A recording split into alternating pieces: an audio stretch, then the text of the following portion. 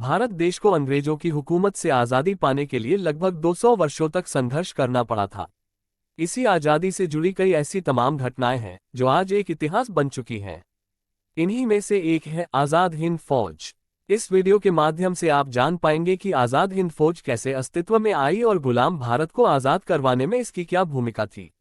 ये जानने के लिए इस वीडियो को अंत तक जरूर देखें। आज़ाद हिंद फौज का गठन, भारत की स्वतंत्रता में आज़ाद हिंद फौज का योगदान, आज़ाद हिंद फौज का अंत। आज़ाद हिंद फौज का गठन पहली बार राजा महेंद्र प्रताप सिंह द्वारा किया गया था। मूल रूप से उस वक्त यह आज़ाद हिंद सरकार की सेना थी जिसका लक्ष्य अंग्रेजों से लड़कर भारत को स्वतंत्रता दिलाना था। जब दक्षिण पूर्वी एशिया में जापान के सहयोग द्वारा नेताजी सुभाष चंद्र बोस ने करीब 40,000 भारतीय स्त्री पुरुषों की प्रशिक्षित सेना का गठन शुरू किया और उसे भी आज़ाद हिंद फौज नाम दिया, तो उन्हें आज़ाद हिंद फौज का सर्वोच्च कमांडर नियुक्त करके उनके हाथों में इसकी कमान सौंप दी गई। द्वितीय विश्व युद्ध के दौरान सन 1943 में जापान की सहायता से टोक्यो में रासबिहारी बोस ने भारत को अंग्रेजों के कब्जे से स्वतंत्र कराने के लिए आज़ाद हिंद फौज नामक सशस्त्र सेना का संगठन किया। इस सेना के गठन में कैप्टन मोहन सिंह, रासबिहारी बोस एवं निरंजन सिंह गिल ने महत्वपूर्ण भूमिका निभाई। आज़ाद हिंद फौज की स्थापना का विचार सर्वप्रथम मोहन सिंह के मन में आया था। इसी बीच विदेशों में रह रहे भारतीयों के लिए इंडियन इंडिपेंडेंस लीग की स्थापना की गई, जिसका प्रथम सम्मेलन जून 1942 को बैंकॉक में हुआ। आरंभ में इस फौज में जापान द्वारा युद्धबंदी बना लिए गए भारतीय सैनिकों को लिया गया था। बाद में इसमें बर्मा और मलाया में स्थित भारतीय स्वयंसेवक भी भर्ती हो गए। आरंभ में इस सेना में लगभग 16,300 सैनिक थे। कालांतर में जापान ने 60,000 युद्ध बंदियों को आज़ाद हिंद फौज में शामिल होने के लिए छोड़ दिया, पर इसके बाद ही जापानी सरकार और मोहन सिंह के अधीन भारतीय सैनिकों के बीच आज़ाद हिंद फौज की भूमिका के संबंध में विवाद उत्पन्न हो जाने के कारण मोहन सिंह एवं निरंजन सिंह गिल को गिरफ्तार कर लिया गया। आज़ाद हिंद फौज का दूसरा चरण तब प्रारंभ होता है जब सुभाष चंद्र बोस सिंगापुर गए। सुभाष चंद्र बोस ने 1941 में बर्लिन में इंडियन लीग की स्थापना की, किंतु जर्मनी ने उन्हें रूस के विरुद्ध प्रयुक्त करने का प्रयास किया। तब उनके सामने कठिनाई उत्पन्न हो गई और उन्होंने दक्षिण पूर्व एशिया जाने का निश्चय किया। एक वर्ष बाद सुभाष चंद्र बोस पनडुब्बी द्वारा जर्मनी से जापानी नियंत्रण वाले सिंगापुर पहुंचे और पहुंचते ही जून 1943 में टोक्यो रेडियो से घोषणा की कि अंग्रेजों से यह आशा करना बिल्कुल व्यर्थ है कि वे स्वयं अपना साम्राज्य छोड़ देंगे।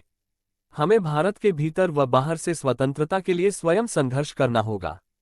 इससे प्रफुल्लित होकर रासबिहारी बोस ने 4 जुलाई 1943 को 46 वर्षीय सुभाष को आज़ाद हिंद फौज का नेतृत्व 5 जुलाई 1943 को सिंगापुर के टाउन हॉल के सामने सुप्रीम कमांडर के रूप में नेताजी सुभाष चंद्र बोस जी ने सेना को संबोधित करते हुए दिल्ली चलो का नारा दिया और जापानी सेना के साथ मिलकर बर्मा सहित आज़ाद हिंद फौज रंगून से होती हुई थलमार्ग से भारत की ओर बढ़ती हुई 18 मार्च सन 1944 को कोहिमा और इम्फाल के भारतीय मैदानी क्षेत्रों में पहुंच गई और ब्रिटिश व कॉमनवेल्थ सेना से जमकर मोर्चा लिया।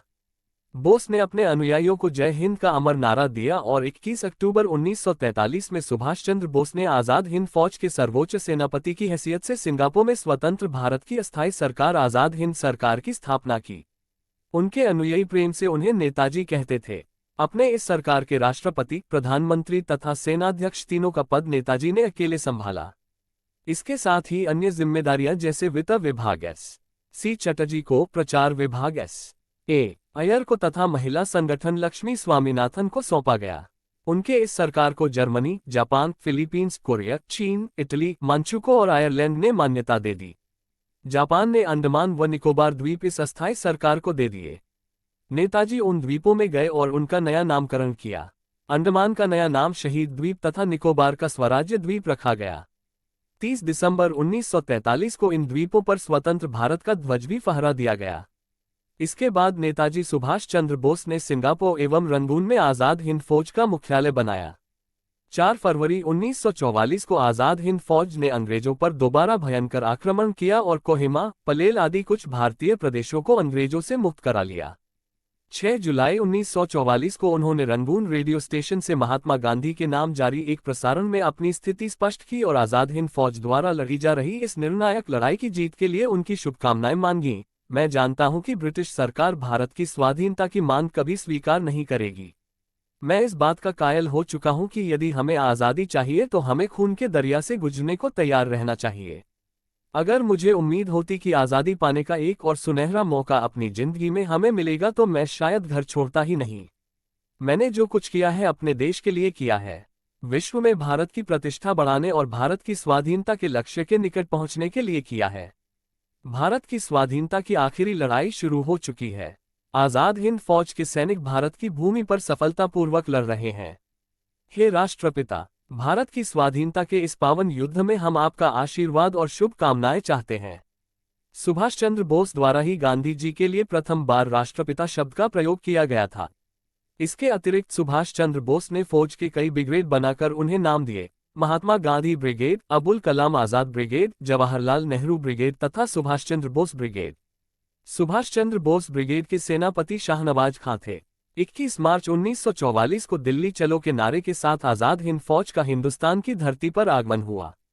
22 सितंबर 1944 को शहीदी दिवस मनाते हुए सुभाष चंद्र बोस ने अपने सैनिकों से मार्मिक शब्दों में कहा, हमारी मातृभूमि स्वतंत्रता की खोज में है। तुम मुझे खून दो, मैं तुम्हें आज़ादी दूंगा। ये स्वतंत्रता की देवी की मांग है। भारत की स्वतंत्रता में आज़ाद हिंद फौज का योगदान।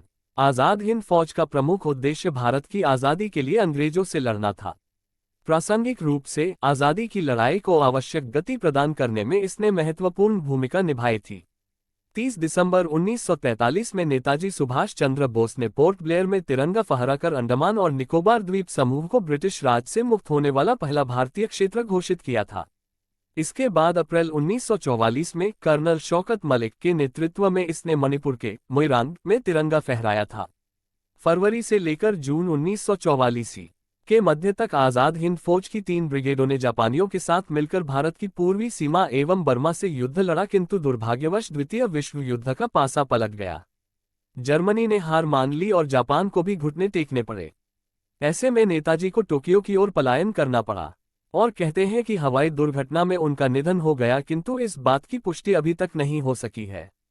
आज़ाद हिंद फौज के सैनिक एवं अधिकारियों को अंग्रेजों ने 1945 में गिरफ्तार कर लिया और उनका सैनिक अभियान असफल हो गया, किंतु इस असफलता में भी उनकी जीत छिपी थी।